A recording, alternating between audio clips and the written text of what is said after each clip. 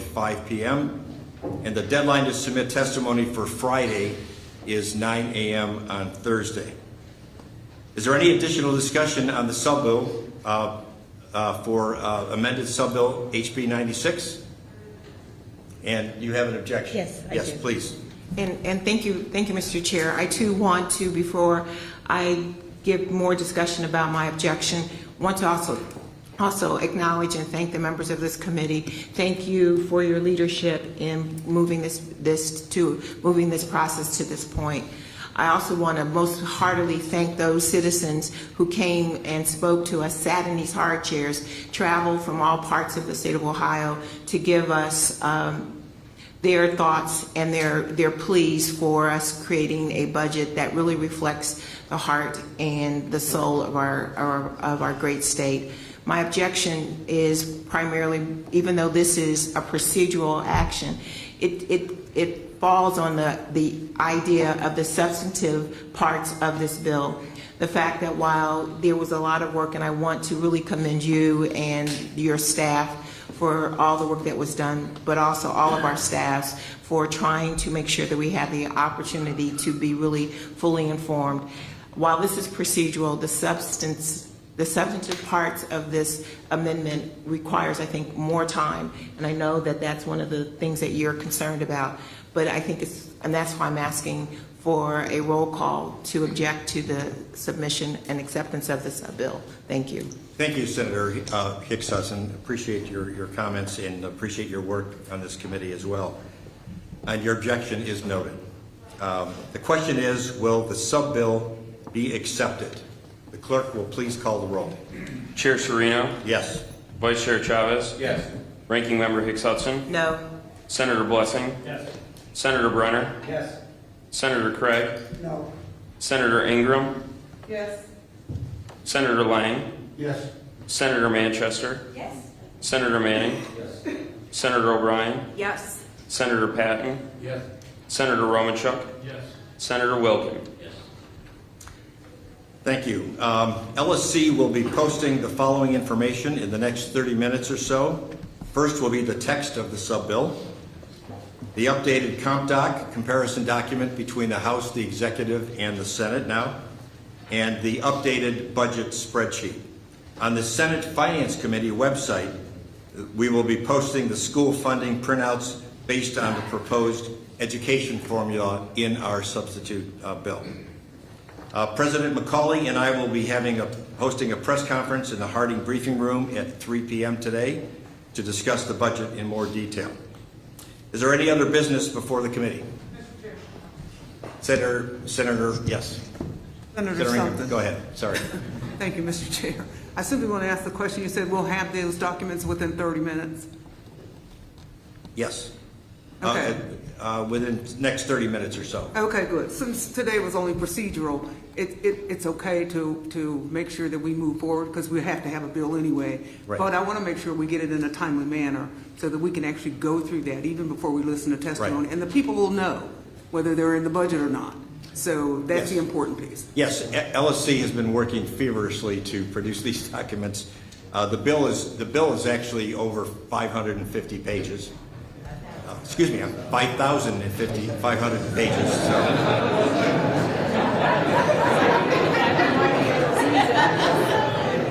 Wouldn't that be nice? Yes. Yes. So our goal is to, with LSC's great work and cooperation, is to make things available as quickly as possible. Is there any other business before the committee? Hearing none, the committee is adjourned.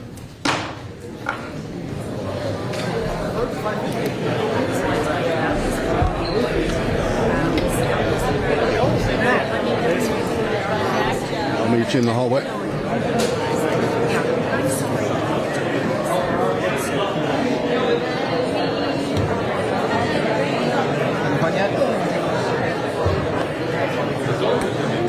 Good job.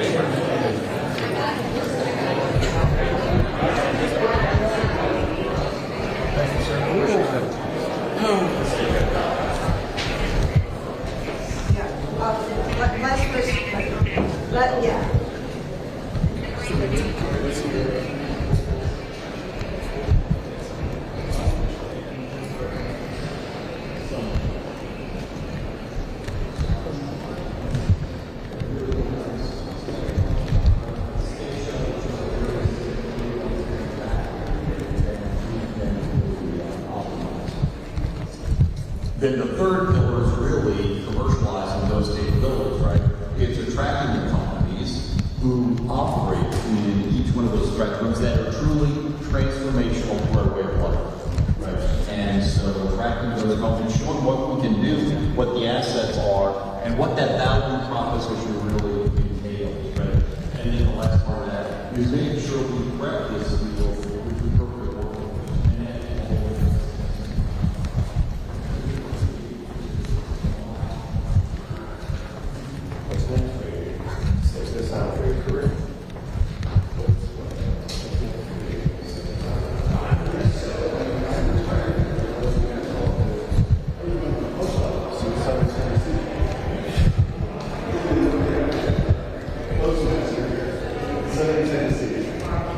Attitude was funny. Look at all the farmers. And they got a call out of nowhere. Oh, it's not nearly as bad as fear.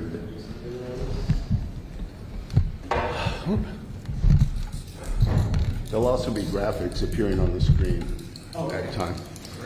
You also know it'll also be all fed on the Ohio channel. If you mean the same thing, you can actually do a cut and paste thing on their website, I think.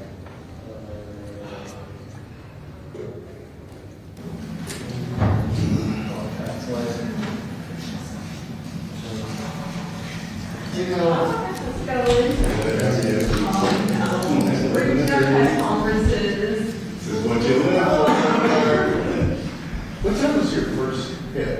Okay, 4 p.m. show, but the jumping out at 4 p.m. on our books today, so yes. What are you smoking? How was the press conference?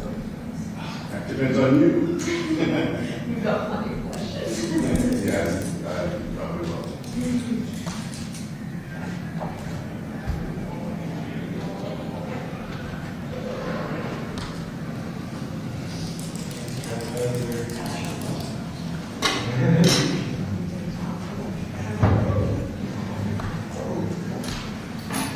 How's that? How do you do it?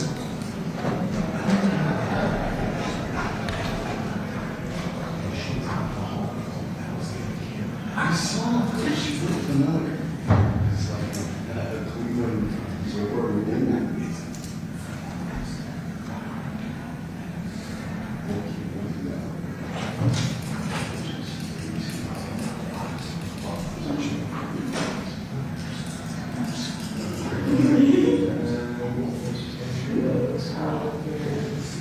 Did you think that I was just accidentally saying it? Absolutely. Sorry, all good? Yeah. Sounds good. Looks good. All right. Maybe this is the right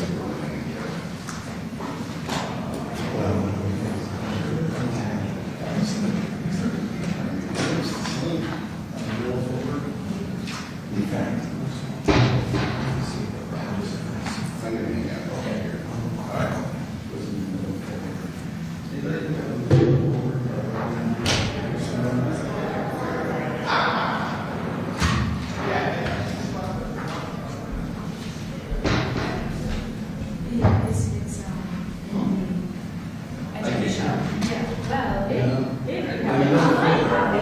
They walk, those guys walk out with it.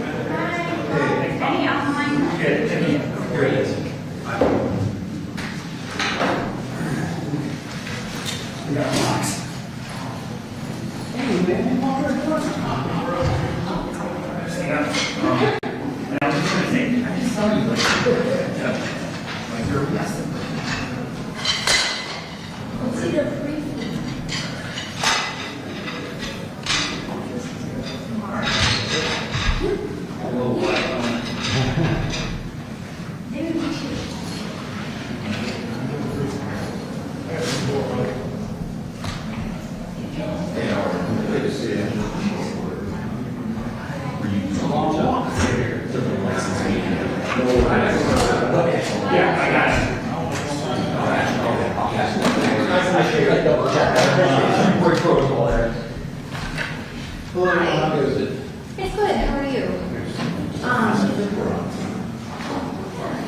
That's not bad. There's a switch on. So, yeah. Heat one. Oh, yeah, sure is. Probably, you know what?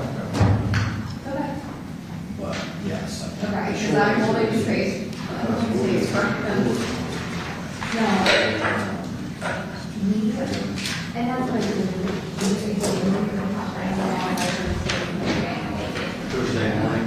Yeah, so. Need 30 minutes. I'm filling you preparing this week, so it's a normal sit down, 15-minute review. Okay. Let me, And we're flexible because, we want to get them on there for the end. Thursday morning. Everyone's out and, yes, or if he has time, I mean, tomorrow's crazy discussion, but we can be really flexible. That's not me, Karen. No problem. He's been out for, it's been a long, No. extended vacation. Cranking out. Like that and stuff. And she knew she was going to be Senate in that minute, but she was like, I will be gone for a conference. I won't go to the show. I don't have any. This is definitely a trial by fire for me second. Good couple No tendinitis, I really, I used to get tendonitis with football, and started with the brace. Getting that tendon worked on by masseuse makes all the difference. Okay, that's And what I was like. it actually was healing, not just Band-Aid. Ice, and also getting that manipulated by anybody who likes sports. Well, I need to look into that, thank you, that's And helpful. you also, once you figure out what they're doing, you can do it yourself. Yeah, we're good on that, right? All right, I am definitely putting a pin in this, thank you. Also, you know what a TENS machine is? Uh-uh. It's got two electrode pads and pumps electricity, it kind of massages it. Oh, wow. Yeah. You get like a machine like that. Okay, I will have to look into it, thank you. Right, I can come over.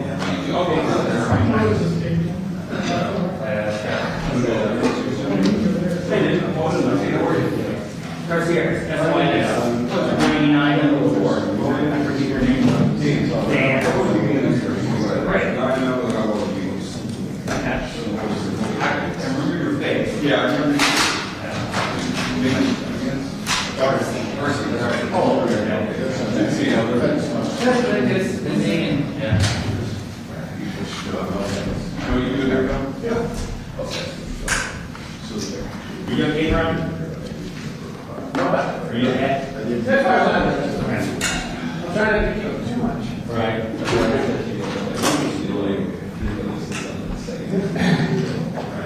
That's Jim.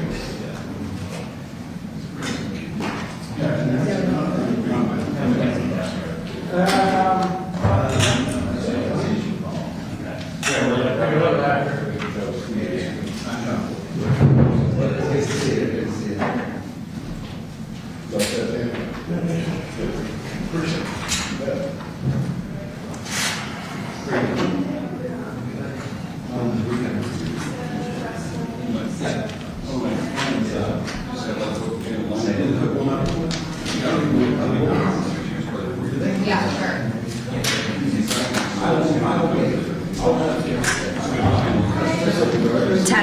Testing, 1, 2, 3, 4. Do you want me to keep going? I can keep talking. I'm up here and I'm giving a press conference. 1, 2, 3, 4, 5, 6, 7, 8, 9, 10. Am I good? Perfect.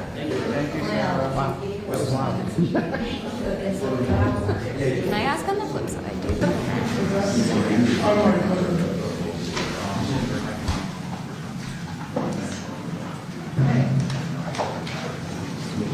Finance committee. Sorry. They may have some, I'm not sure.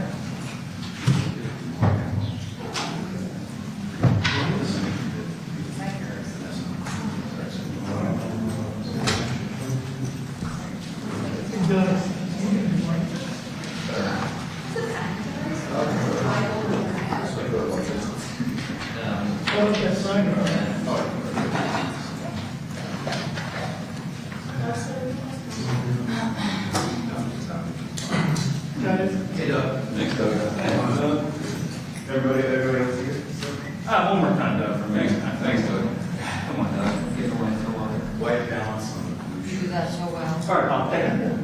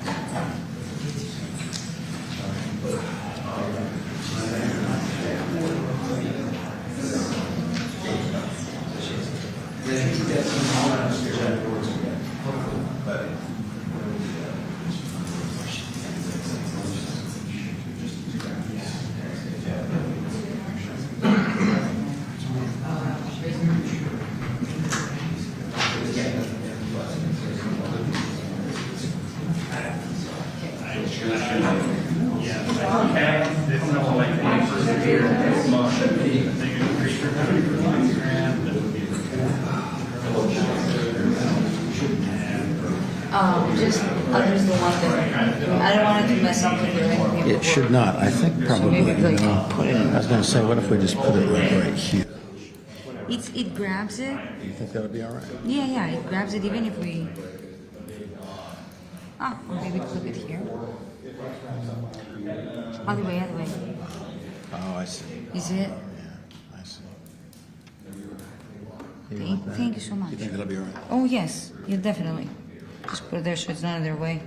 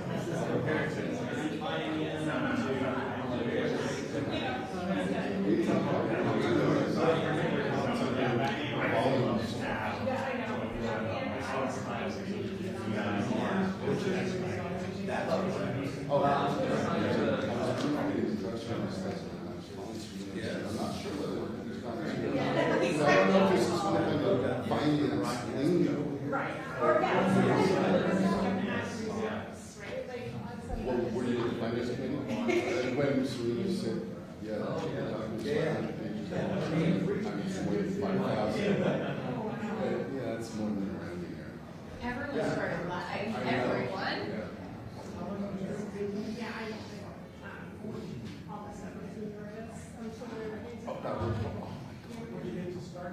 I know what I mean.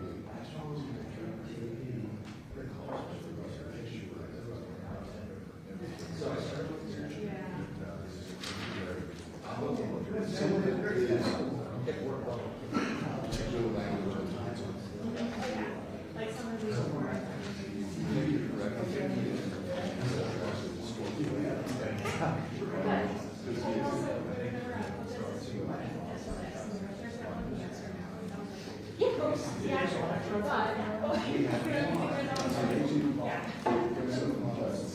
The contact will probably be different. There's a general rule, and there's an exception, and there's a sub-exception, and then there's a certain class.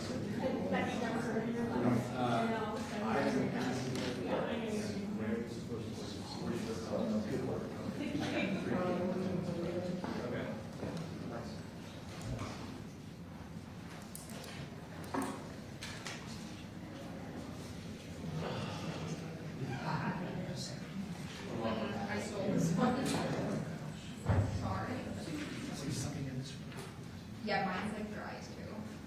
It's my whole face.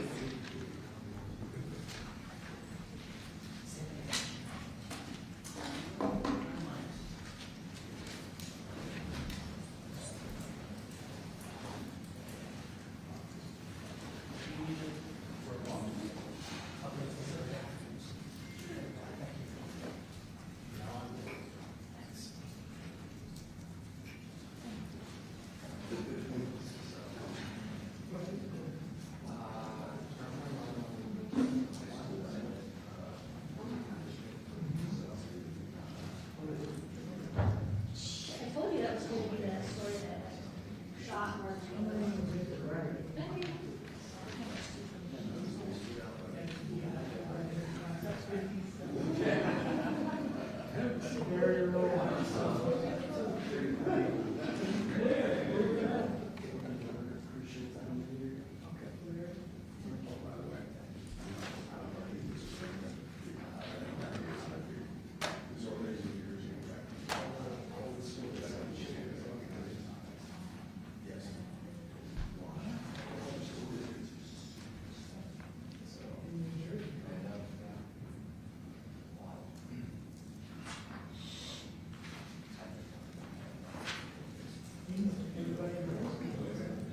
Yeah, you know, we're close to everybody's deadlines this afternoon. I get it.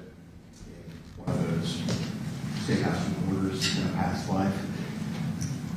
Those of you that are normally here know I call on everybody, but based on time, would you just prefer to, if you have a question, raise your hand, I'll call on you. Just don't step on each other's questions. That used to drive me nuts. People, shouting. Farming, Natalie Farming would always try to talk over everyone. So if you want to just do it that way for expediency and to save time for you guys, we can do it that way. So just raise your hand, I'll call on you. All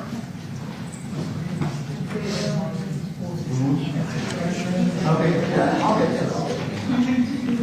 I figure everybody's will ask questions, but I'll speak if you want to get what you need to go.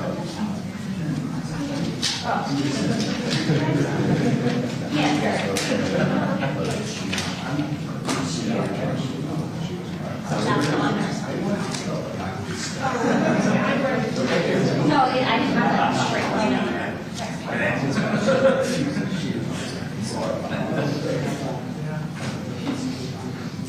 Wow. Yeah.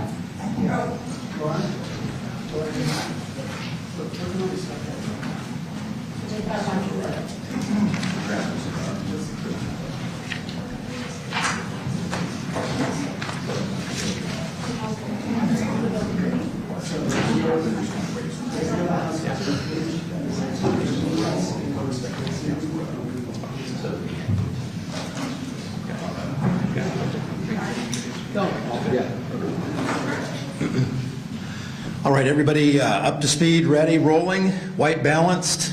All right, we have Ohio Senate President Rob McCauley. with the budget rollout, along with Senate Finance Chair, Senator Jerry Serino.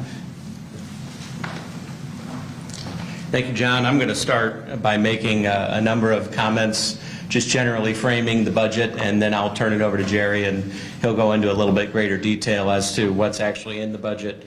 What you have in front of you today and what we're unveiling today is a bold, transformative, and balanced budget, something that we've spent an awful lot of time on over the last several weeks, something that we entered into knowing that it had to be a pro-growth, positive budget for the state of Ohio to keep building on the success and the wins that we've had in the state of Ohio as far as economic development and economic growth.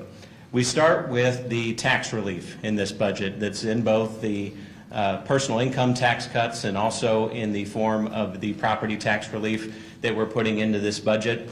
The top tax bracket is going to be reduced in year one, down from 3.5% to 3 1/8%. And then in year two, we will finally be at a flat income tax here in the state of Ohio, something that we've felt is important for some time, something that we have felt we've been striving for at this point over a decade, something that years ago we would routinely miss out on businesses and more economic growth and expansion in the state because people would look at us and say, your tax burden here in the state of Ohio is too much. We don't hear that nearly as much. We're going to continue down the path and finally get to a flat income tax here in the state of Ohio. Additionally, when talking about property taxes are something that, as I've said before, has become a kitchen table issue here in the state of Ohio. It's something where Ohioans have seen the system play out the way that it has. Ohioans have seen that system result in some unanticipated spikes in their property taxes, and I think it's something that the people of Ohio expect us to address here in this budget. Primarily, the way that we have set up property taxes over the course of time, we've gotten so far away from the way that they were originally intended to work, and that they were originally intended to have much more of an anti-inflationary element to them, and they've become something that are extremely inflationary in many cases where school districts are not only getting an inflationary bump from being at the 20 mil floor artificially, but also getting an inflationary bump for millage above the 20 mil floor that's resulting in a spike in property taxes across the state.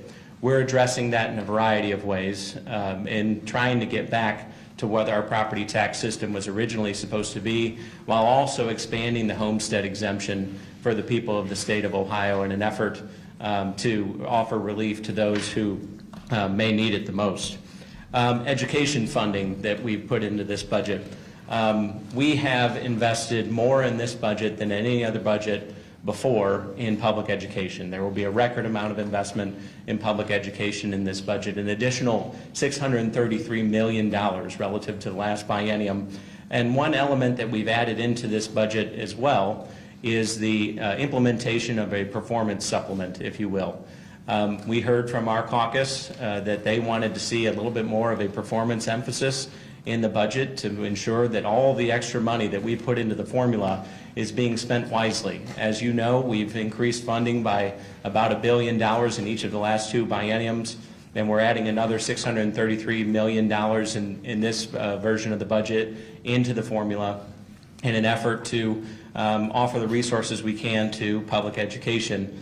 There will be, like I said, the performance premium that will be offered to districts that show a 4-star or above on the overall performance grade card, and also districts that show a 3-star above on the overall progress section of the grade card, to ensure that it's not just districts that are high performing, but it's also districts that are showing improvement, that are going to see the benefits of this formula. Additionally, we've continued with the implementation of the Fair School Funding Plan. That was something that many of our members of our caucus felt was important. They felt it was a deal that was entered into years ago, and that we owed it to the communities out there to continue the implementation of that. Additionally, there is the discussion that's been ongoing about the cap on the carryover balances for each of these school districts. That is going to be changing in this budget relative to what the House had passed. The House originally passed in their budget a 30% cap on the carryover balance in the general fund. We are changing that to a 50% cap on the carryover balance. However, there is going to be an ability for school districts to, over and above and beyond that 50% cap, put money into a capital fund that they can use for maintenance of their buildings, they can use for debt service, they can use for a variety of things that they're already currently using that for. We've heard from a lot of school districts across the state and in each of our districts about the importance of them being able to have that flexibility, and I do believe that this accommodates for that while also setting reasonable expectations under the circumstances as people across Ohio expect us to address some of the property tax issues that are going on right now. In addition to that, we've invested significant resources in addressing our housing crisis in this budget. Not only in some of the tax credits that are being approved for further investment in housing across the state of Ohio, but also through the launch of 2 new programs. Senator Reynolds has worked on each of these programs. One is the Residential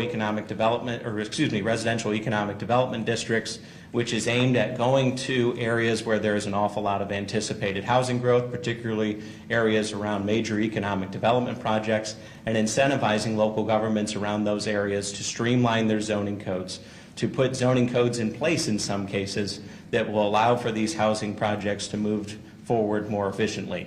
There is $10 million for that program. And in addition, what we're seeing in many rural parts of the state are areas where it is simply uneconomical for home developers to come in and build in many of our rural communities, in many reasons because of the fact that the cost of infrastructure is so onerous in those areas that the amount of homes they would need to build just to break even is simply way more than that local market can absorb.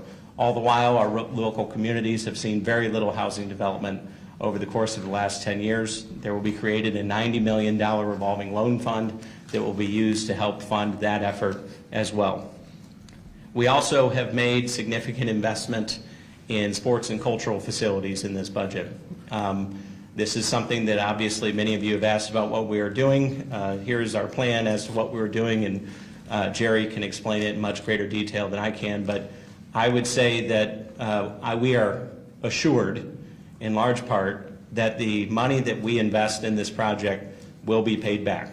We are going to get our money back. It is something that is going to actually be a net revenue gain for the state of Ohio over the course of the life of the asset, and it's something that I think also sets a good parameter for potential future projects to ensure that we are getting the best possible return on behalf of the residents of the state of Ohio.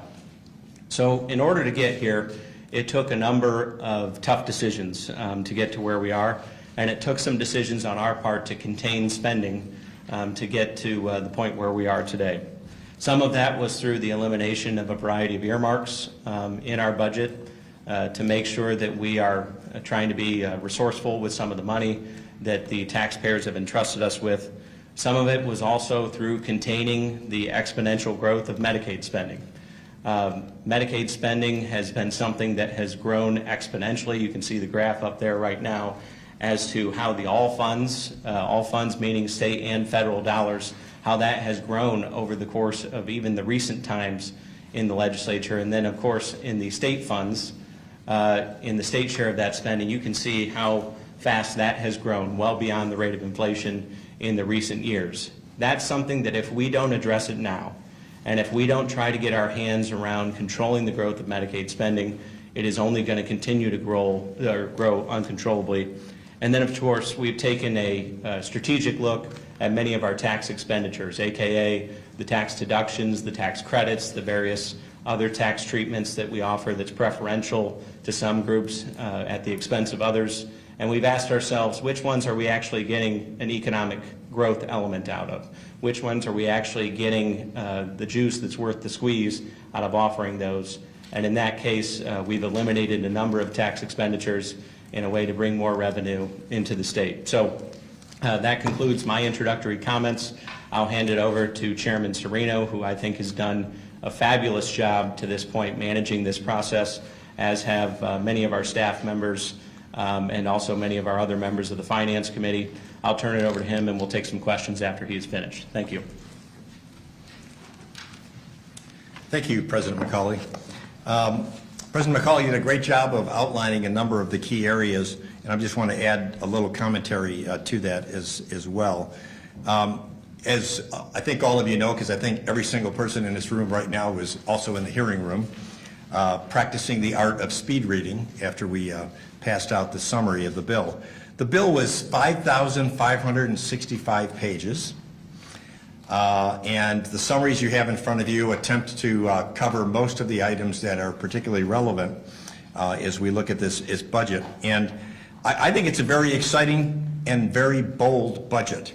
It displays the Senate's interest in promoting economic growth, putting dollars back in the hands of taxpayers through our tax cut, supporting education at all levels, taking care of the vulnerable, reducing unsustainable growth in Medicaid costs, as we've just described, and lowering property taxes and increasing transparency of school financing, which has a direct correlation to the property tax issue, property evaluations and property tax issues. So getting to a flat tax over the next 2 years of the new biennium is really an important milestone. The income tax in Ohio was established in 1972. So we haven't always had an income tax in Ohio. But it's time now, and it's been a long process for the legislature to slowly but surely begin to reduce the brackets, reduce the rates. And we believed it was time now, and under President McCauley's leadership, as a prime objective of this budget, getting to a flat tax is the right place to be for the people of Ohio. And we're joining 14 other states that have a flat tax. Continuing the final 2 years of the phase-in of the Fair School Funding Plan is a part of our budget. We've added more dollars in funding than current law, than the House proposed budget, or the executive proposed budget, $634 million. We're going to let the formula actually work and continue in its final phase, so there are districts that will get less than they did in 25, but no one will get less than what they received in fiscal 21, as the Fair School Funding Plan was designed to do. The data for the base cost has not been updated for the final 2 years. However, as President McCauley mentioned, a new component has been added to recognize performance of the districts who have showed great progress or received a 4 or 5 star rating in their last evaluation here. We've been talking a lot about performance and accountability. We believed clearly that this was a necessary addition to the funding formula as we move forward, and as we expect more and more out of our school districts. In higher education, an area I've spent a lot of time in the last 4 years, the Senate continues to be passionate about all post-secondary educational opportunities. These are programs, whether it's a technical school or it's a community college or a 4-year university, they are critical to us providing the in-demand workforce that our companies around the state of Ohio need. And we also owe it to our students to have the best possible post-secondary opportunities that we can deliver to them. In the SSI area, the state share of instruction area, we are coming in this budget at 1% over the prior period, which is more than the executive allowed. And we've allowed for permissive allowances for some small tuition and fee increases by both our universities and our community colleges. We've also made some alterations to the Governor's Merit Scholarship Program. Beginning in year 26, it will be the top 2% who will qualify in their classes with a minimum of one person, which takes into account some very small districts that we do have around the country in our 611 school districts. And we also have the proviso that after graduation, with the exception of graduate school, which would toll during that time, that you have to remain in Ohio after graduation for 3 years. Property taxes, again, we've heard the cries of people concerned about valuations and property taxes. It's a complicated problem, largely caused by inflation and spending that we saw in the last administration in Washington. We are taking steps to reduce this trauma that higher valuations are causing. So in terms of school property taxes, and the more people I talk to around my district don't realize that 70% plus of their property taxes are levied on them by their school systems, okay? So what we've included in this bill are levels of transparency. We are eliminating certain types of levies, as you can read in the summary. We have addressed as the President mentioned, the carryovers, 50%. We had over $10 billion of carryovers last year by our school systems. That's a lot of money. We are going to make allowances at 50% carryover cap. We're making allowances for capital projects that they have to do within 3 years of the time it is looked at, to make sure that we make allowances for school systems that have been doing a good job of saving money for capital projects that they have in their plans. And we've also authorized the budget commissioners to give back excess taxes as they determine. And we've also supported leaving the prosecutors in the budget commission scheme of things. It was suggested in the House, I believe, that county commissioners would be taking their place. We have a different view of that. Economic development and housing, as the President mentioned, $9 million for residential economic development districts, a grant program that Senator Reynolds was instrumental in putting together, and then $90 million for residential development in the revolving loan program. We are restoring the Ohio Housing Trust Fund, and those funds will be administered through a centralized on a centralized basis and will not be going back to the House in our version of the budget. Economic development is critical to the state of Ohio. We can't provide the services for those who are in need and our educational requirements in Ohio if we don't have a strong and vibrant and growing economy. Amongst the other things that we're doing, we're continuing to put lots of money into TMUD, which is transformational mixed-use development programs that are tax credits that are used by our developers. Opportunity zone tax credits, we're taking that from 25 to 50 million. Brownfield remediation, which is critical to the development process.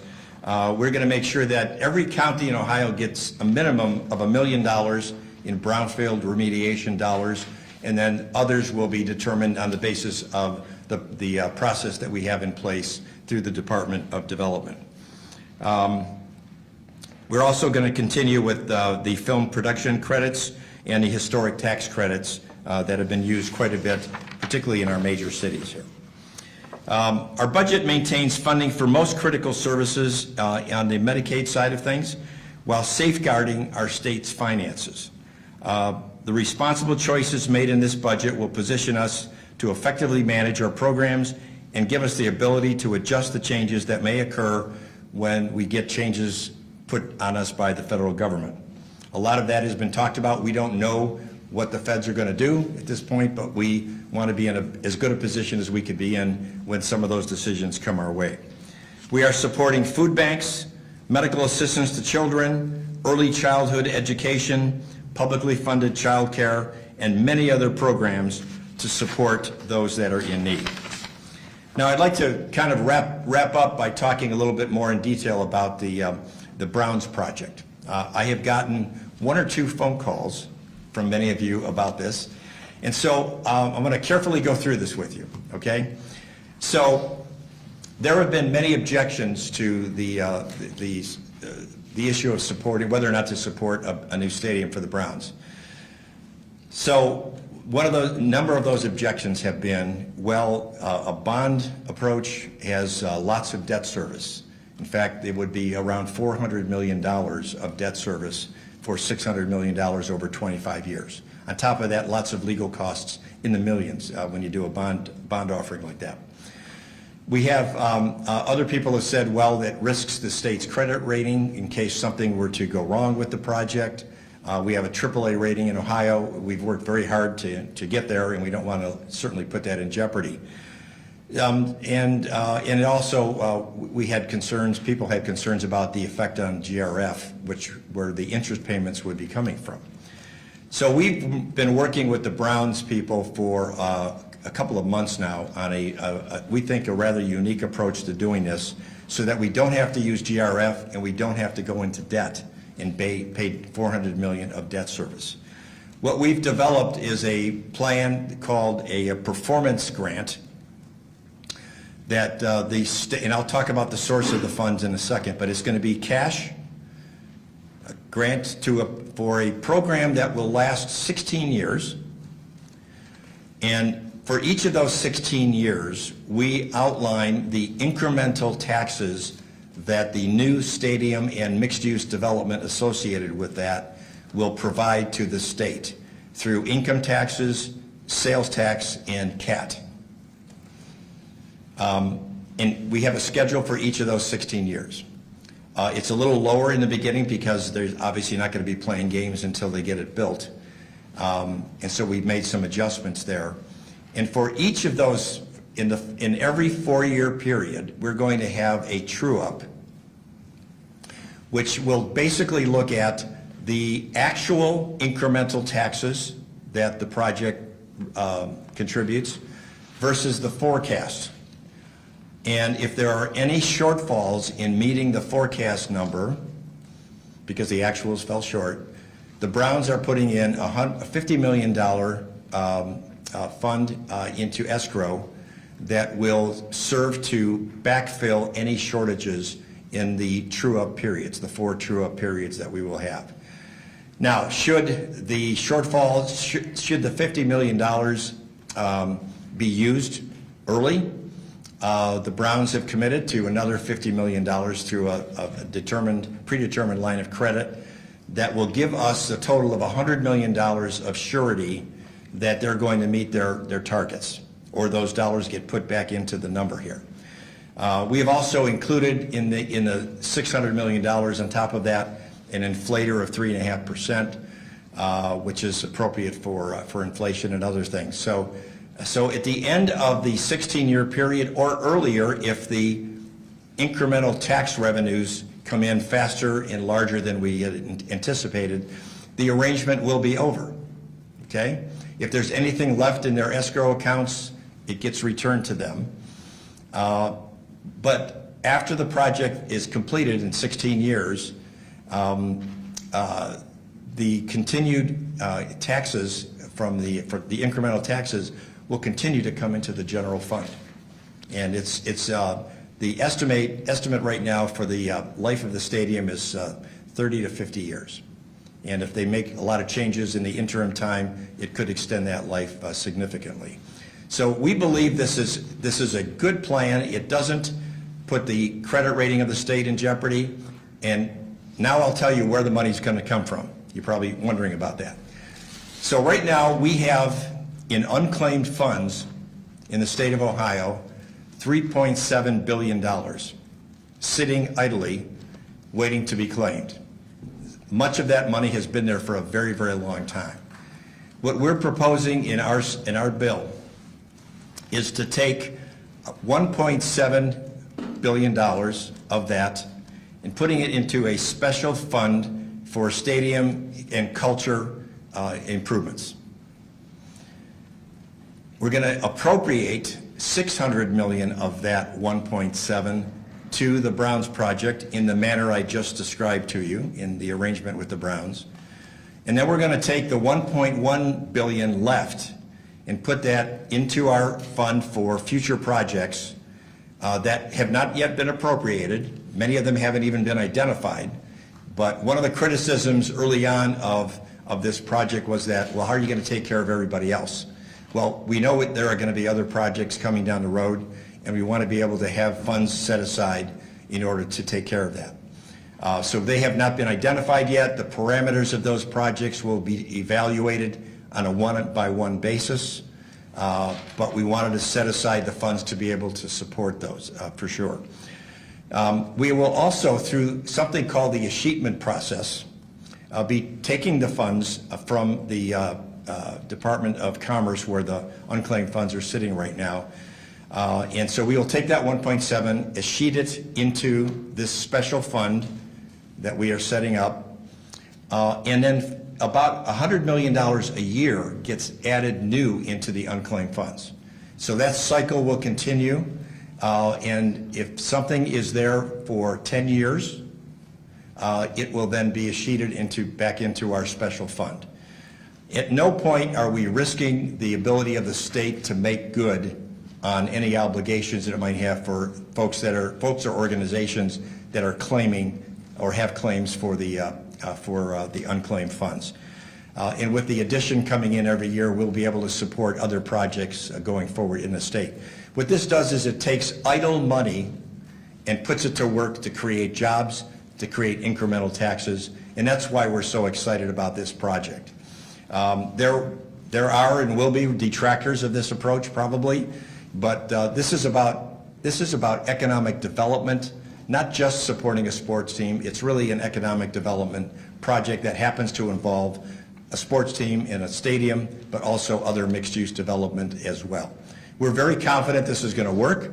We're very confident we're not putting any of the state's assets or credit ratings at risk, and we feel it's a very creative way to do this, to use money that is not working for us right now and putting it to work to create jobs and good economic growth in Northeast Ohio. That's all I have on the Browns project, and anything else, I guess we'll take questions at this point. Raise your hand, and I'll call on you. I know you're getting up district deadline, so we'll try to expedite. Joe Robbins, can you tell us what the budget does with H2 Ohio in comparison to what Sure. you have proposed in the House? Sure, thank you. Thanks for the question. We are concurring with the House on the budget for H2 Ohio. However, you will see in the summary that we have mixed up the numbers a little bit. So there's ODNR, there's EPA, and agriculture who were involved in H2 Ohio.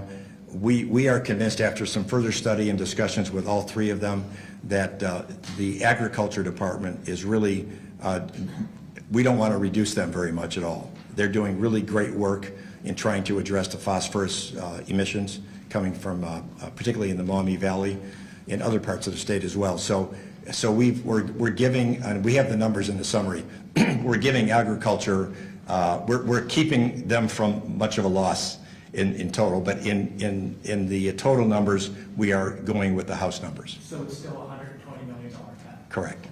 Correct. How many districts of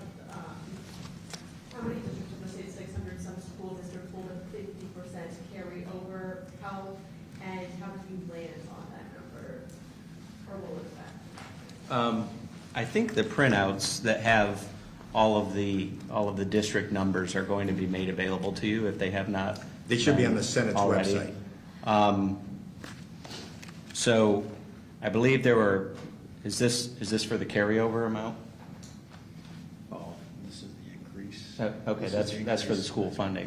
I believe the printout you guys will have access to. It should be a sheet that looks similar to this. Should be available for you on the websites, or it will be here shortly. The way we ended up at that number is, as you might imagine, we've been talking an awful lot with superintendents across the state. 30% we all pretty much uniformly felt was too low of a number because it didn't allow for much of the unanticipated, unexpected expenses that a school district might see in the form of, hey, your boiler just went out, or you need to replace a roof on a building all of a sudden after it sprung a leak, or whatever the case may be. So they needed a little bit more flexibility in that regard. But we also felt that there were a number of districts out there, and this is where the kind of the spillover into the capital fund is important. We felt there were a number of districts out there that were doing a very good job, who might have been sitting at an 80% carryover, an 85% carryover, but they were saying, we haven't gone to the voters for an increase in millage in 12 years, 15 years sometimes, and we're using our existing operating revenue to pay for our debt service, to pay for our building maintenance, to do all these things that we could have gone to the voters for additional millage for, but we decided not to under the circumstances.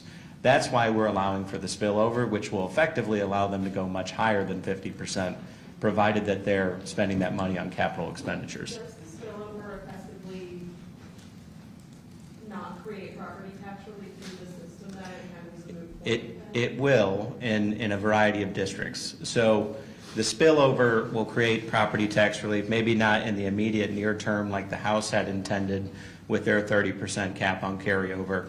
But it's going to require the school districts to spend those capital dollars within 3 years of depositing them into the capital account, which will require them to actually have an intended use in all likelihood to be able to use that money. What we're seeing in some cases is districts that are carrying over 100% in some cases, and then placing additional millage in some cases on the ballot going forward. And that's something that's not the way this is supposed to work. I don't think reasonable people would argue that that's the way that it's supposed to work. We have districts that are sitting at over 100% carryover that are sitting on emergency levies that they've had in place for, in some cases, almost 40 years, and they have 100% carryover in their accounts. That's the type of stuff we're trying to change. So here's some numbers that were just handed to me. There were 485 districts in the state. There are approximately 600 school districts in the state. There were 485 districts in the state that were over 30% of the carryover amount. There are 292 districts in the state that are over 50%. But as I mentioned before, those districts would, if this ends up in law, have the opportunity to place those dollars into their capital accounts to be able to use on capital expenditures going forward. Lord. With the 633 of the biennium in the school foundation money, how much of that is like traditional K-12? How much of that is like charter schools and then vouchers? Do you guys do a savings, non-public savings account program? Go ahead. Yeah. Yeah, we did not do the savings program. That is not in the bill. And we can get details for you on how that 635 is going to be spread, okay? But it's generally been put into the formula, and largely it's going to be applied to the performance additions that we've added to the criteria. I should mention too, I forgot to mention the homestead exemption. We're putting another $50 million to expand eligibility over the biennium for homestead exemption to try to give some property tax relief to those who are in most need of it as well. Is this 1% and 1.5% reduction the primary way you guys are trimming Medicaid, or are there other efficiencies? There were a few programs that we made some programmatic trimmings to that may have already been in statute.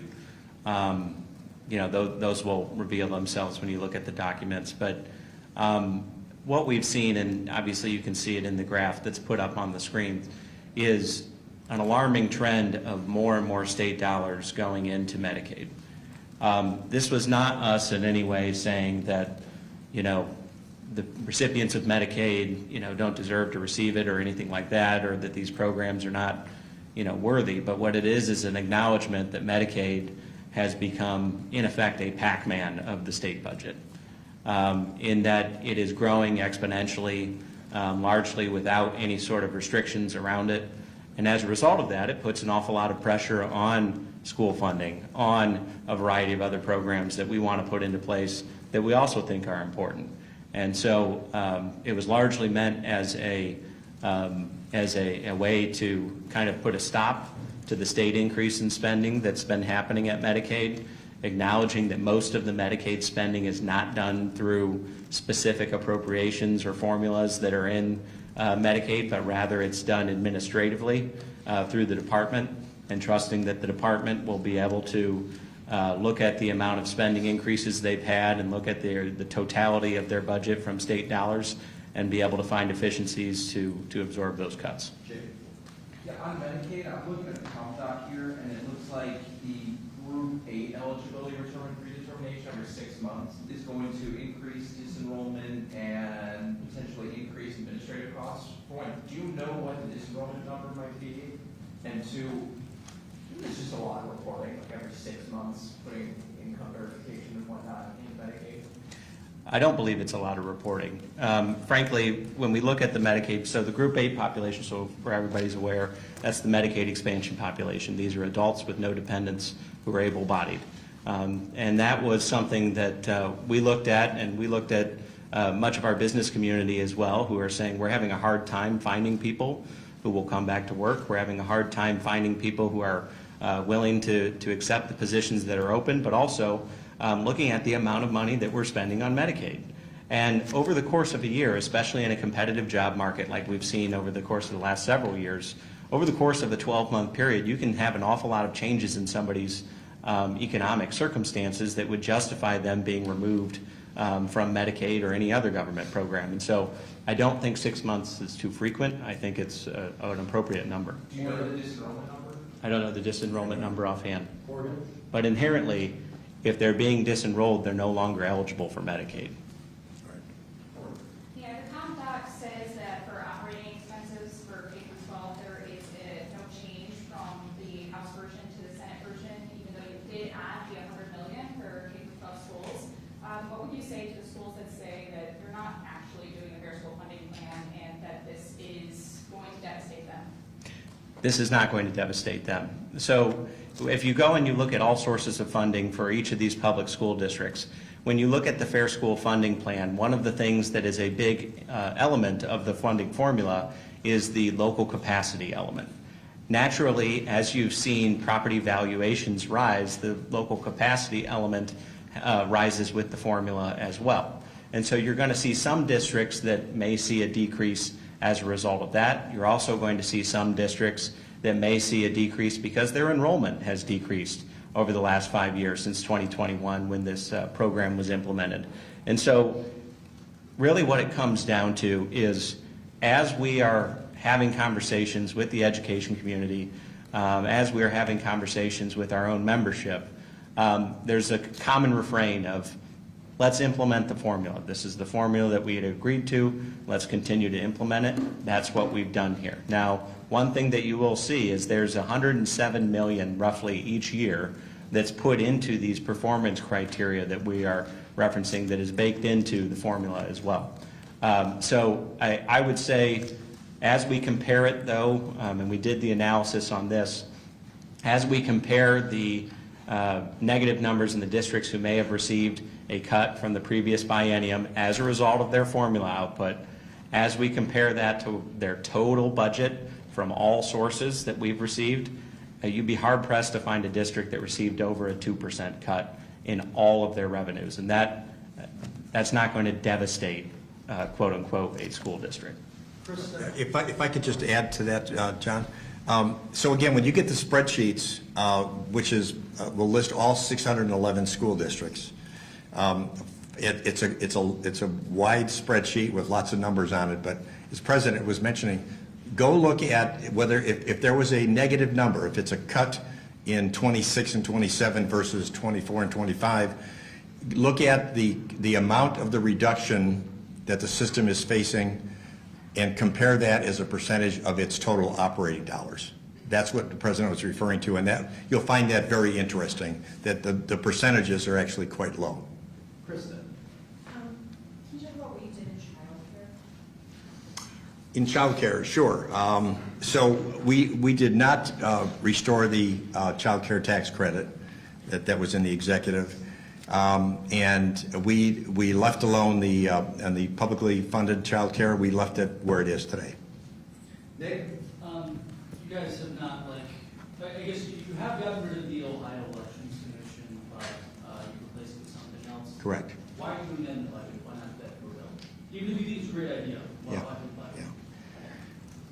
Well, I guess the budget has a lot of policy in it too, and so we just felt that when we try to make these decisions as to what should be in the budget and what should be a standalone bill, that those are somewhat subjective decisions that we make. We just felt at this time that it was a good idea to put it in the bill instead of running a standalone bill. I would also say, as an addition to that, anytime you are rearranging agencies, there's corresponding budgetary impacts to that. And so if we are removing the Ohio Elections Commission and their corresponding budget impact and inherently trying to account for that in another agency, that's also what would make it appropriate for the budget. No. I haven't heard you say anything about iGaming or any gambling expansion. What does that say about where your caucus stands? Is that an indication you're not for it, or you just haven't hash it out, you don't know where to spend the money. iGaming is not in this bill. No expansion of gambling is in this bill. It remains to be seen whether it will be put in the budget at all.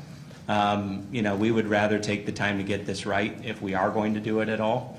It's obviously a big policy shift. We don't need it to balance our budget as it currently states, or currently stands rather. And so I wouldn't view it as an indication one way or the other than we need more time, and certainly the caucus needs a chance to weigh in more on it. Senator Serino, good to talk to you in person, sir. The idea of using unclaimed funds for the Browns project, you're going to have people who are against this is saying that's not your money to touch. That's my Grandpa Joe's old bank account that we didn't know was there. How do you respond to that? And have you had any discussion with the House side on this brand new idea? Well, let me answer your last question first. No, we have not. We generate our bill on our own. The House did the same thing, and so did the governor.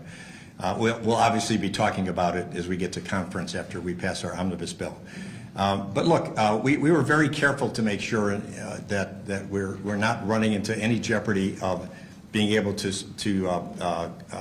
support unclaimed funds that are actually legitimate and someone actually claims it. The percentages are very, very low. And I might add that since we have the timeline of 10 years before we can access those funds, after it's been in the state's possession, very often those funds sit in insurance companies or banks or other places. They sit there for years while they try to find who the rightful owners are, or heirs if it's an estate situation.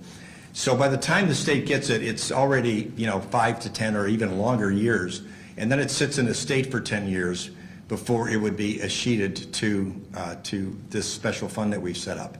So we don't think there's really any risk of jeopardizing that. Plus, we're putting in $1 million a year in the budget for the Commerce Department to be able to do even more to try to connect claimants with the funds that are out there and that are unclaimed at this point. Yeah. Could I add a little bit on that?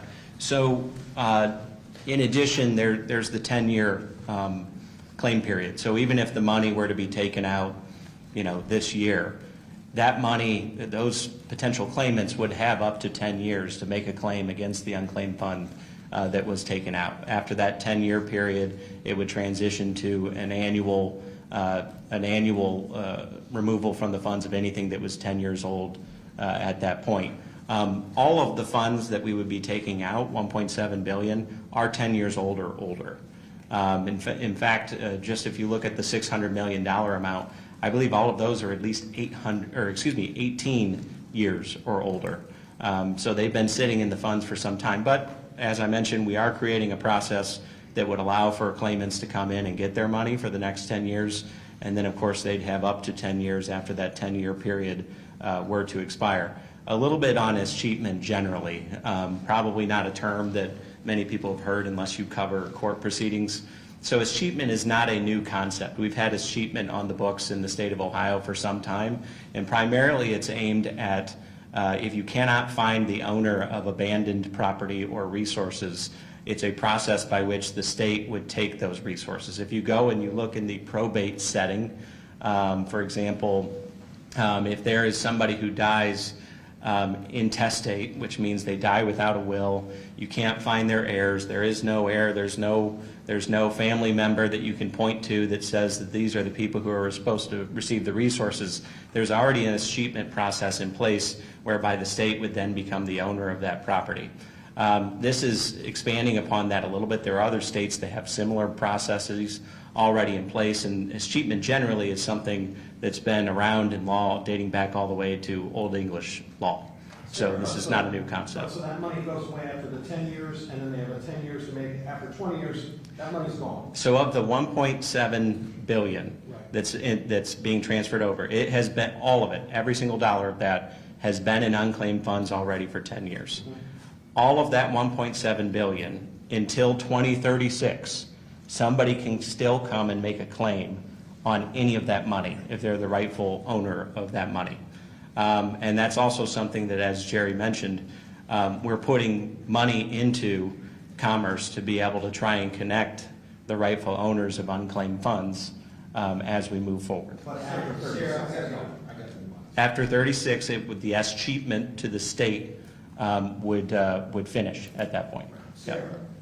Governor DeWine and Speaker Huffman have both said that they're not hearing from Ohioans that income tax cuts need to happen right now. This would result in significant revenue loss for the state, obviously. So why do you guys feel like the time is now? And if you outline where that revenue loss is going, it looks like it's going to be split between the local government fund and library fund, if I'm correct?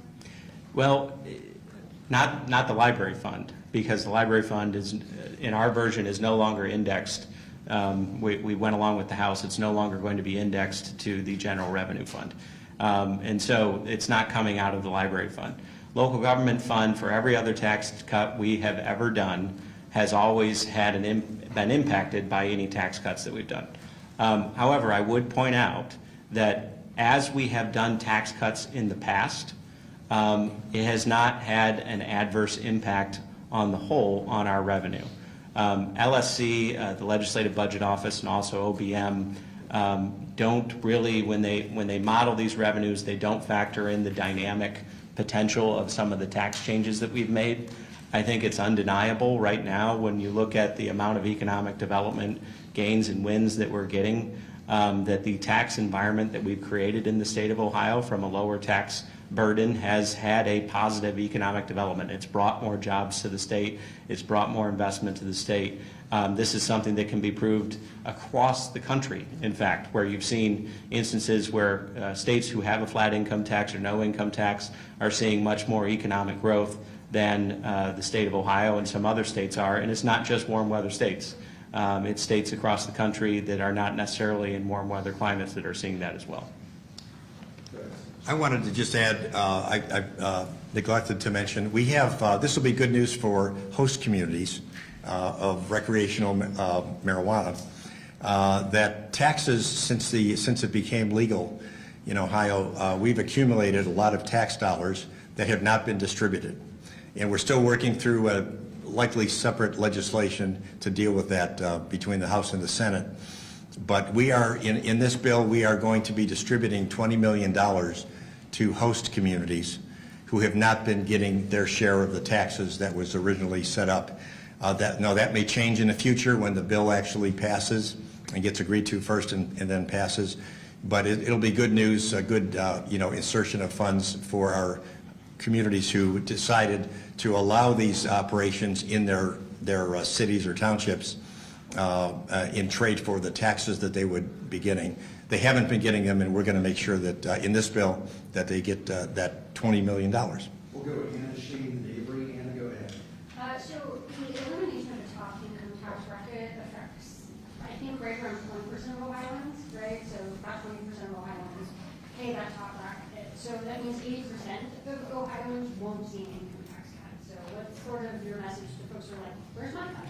Well, there's a good chunk of Ohioans who are below the $26,050 threshold who don't pay any income taxes right now. What we have also done in this bill that we did not discuss is we're kind of buying down that fiscal cliff as well. And so the way that the tax code is set up right now, if you make $26,050 or less, you pay no income taxes. If you make $26,051, you end up paying $300-something of income taxes as soon as you get that extra dollar. We are buying down that number as well to make sure that the people at the lower end of the income taxes feel that. And on a going forward basis, if we're able to get this flat tax in place, inherently every tax cut we do in the future will involve every single person equally on a percentage basis. Shane. Back to Medicaid, I'm sorry if this went over my head, but on the expansion population, did you leave in the House language that would automatically repeal it if the federal government agrees? Yes, we did. And again, it's not a comment on the merits of the program itself. It's a comment on the fact that we simply cannot afford to make up for that federal revenue loss. It's something that I've been pretty open about that, even when asked the question in Gaggle. We just can't afford it. And so we have to do that for responsibility's sake. And actually, there has been a trigger, my understanding, is there's been a trigger in place since Medicaid expansion was Trigger has been changed a little bit in the executive budget and I believe in the House budget as well. But nevertheless, it's an indication of we can't afford it.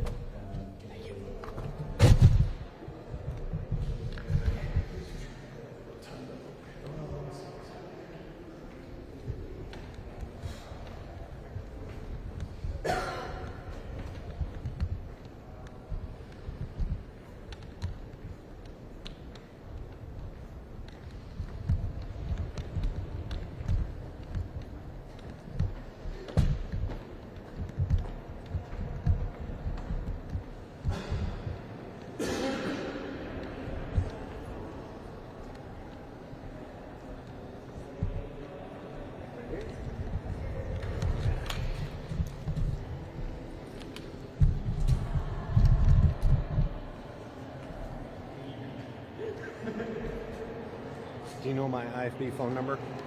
There's 216. 515. 216 515 3112.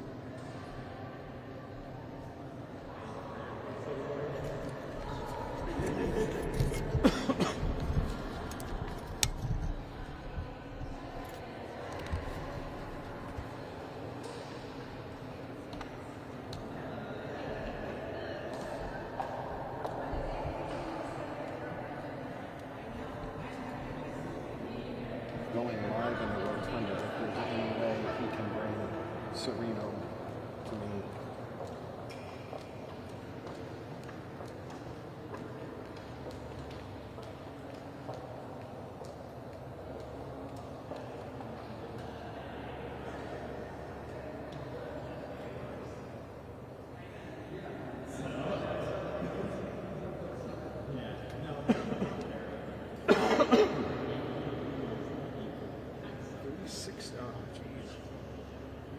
I'm sorry, Mike, one more time. 216.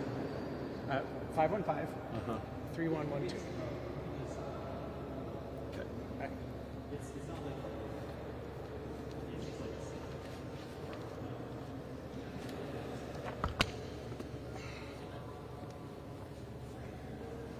My grandfather had a 46 star flag. Oh, really? Yeah, from way back, and my folks gave it away. Oh, I mean, it was in horrible shape, but dang, no, I wanted that.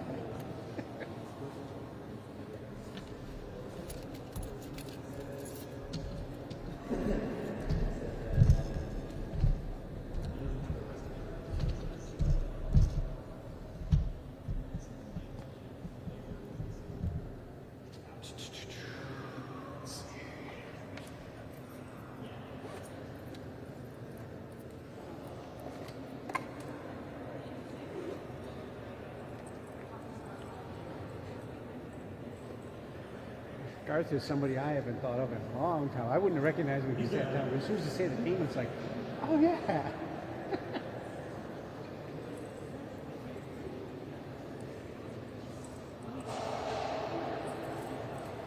Is he a clerk or something down here? Or, Say it again. What does he do down here? He works for the president of the Senate.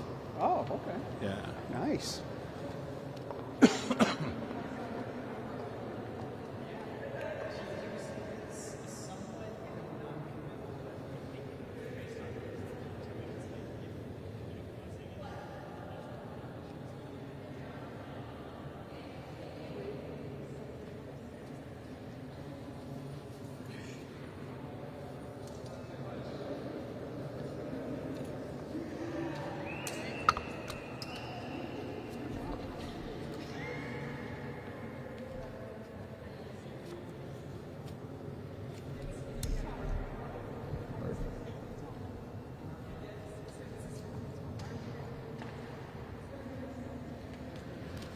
I got you. Testing 1, 2, 3.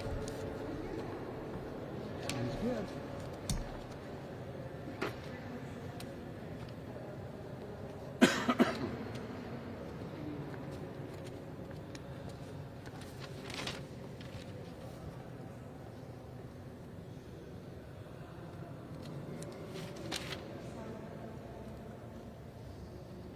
That's cool.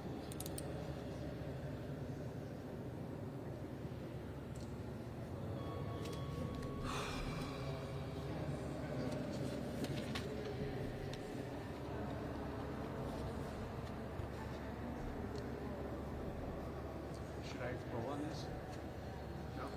No, we'll have to call Scott. We do have a look live at 5 and a look live at 6. He'll roll on those? We'll call him, yeah, we'll Oh, call Scott and have him roll them.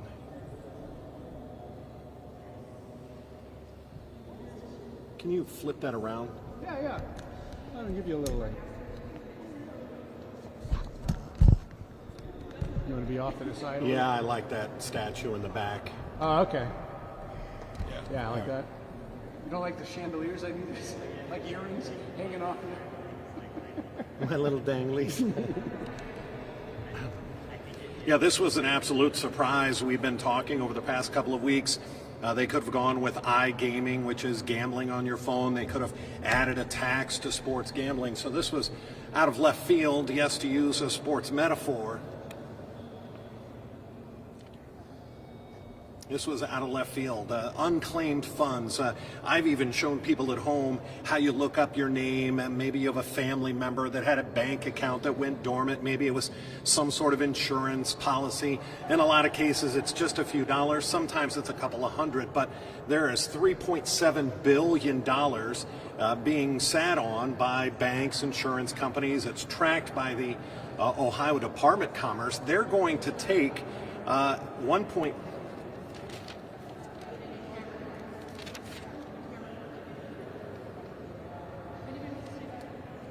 create a stadium and culture fund. Now $600, $600 million of that right away. All right, 1 minute out. 1 minute.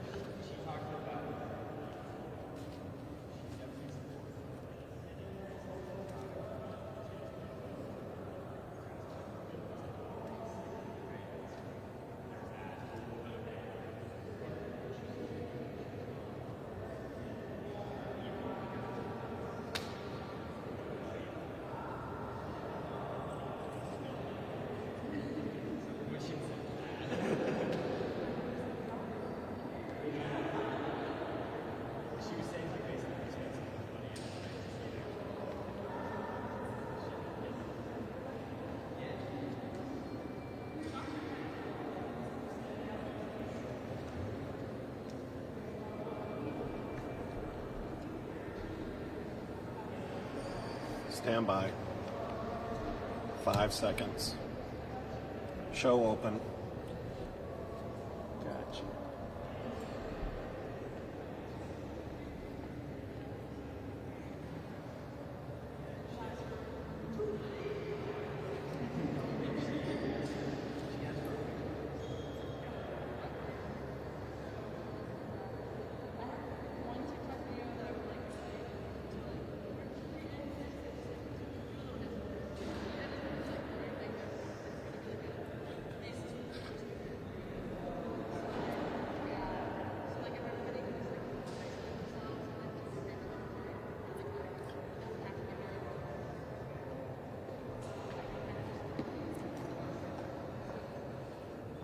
Yeah, just like when we thought we knew where this was going to come from. For the past couple of weeks, we've talked about maybe they're going to legalize iGaming, that's gambling on your phone, and tax it.